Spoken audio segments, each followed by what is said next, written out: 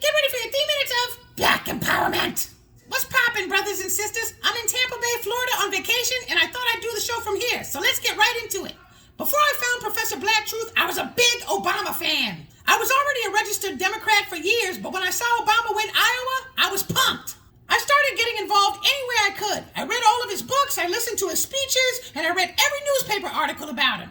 I even worked for his campaign. I worked from New York City to Rhode Island and all the way to Los Angeles, California. Obama was already announced the winner, and I was still on the phone at a phone bank trying to get people out to vote for him. And I did the same thing again for his re-election campaign. I listened and I acted on every one of the Democratic Party's calls for action. Later on, I stumbled on Professor Black Truth and everything changed. Everything he was saying about politics and the parties couldn't be ignored. It was a major wake-up call for me. All my traditional views changed permanently. Over time, I noticed my political frame of mind was becoming vastly different than the political mindset of other people around me.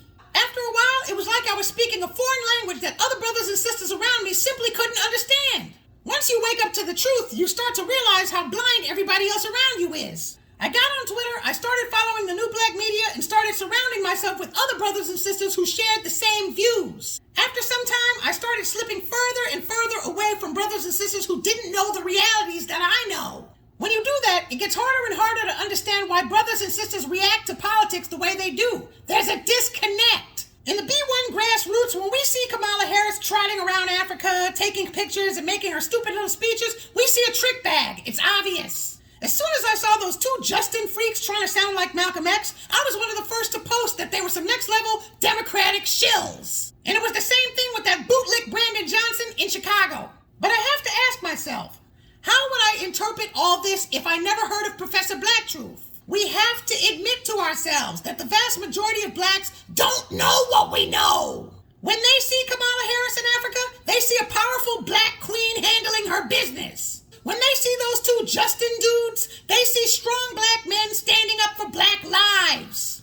When they see Brandon Johnson, they take pride in another black person running Chicago. This wouldn't be a problem if this group wasn't the majority. They call these elections. That's why the grassroots is experiencing one disappointing election after the other. We are failing to communicate with these people.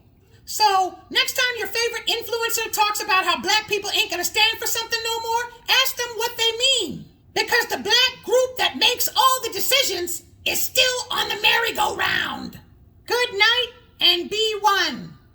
Please hit the like button, please leave a comment, and please hit the bell icon so you can know when the next video drops.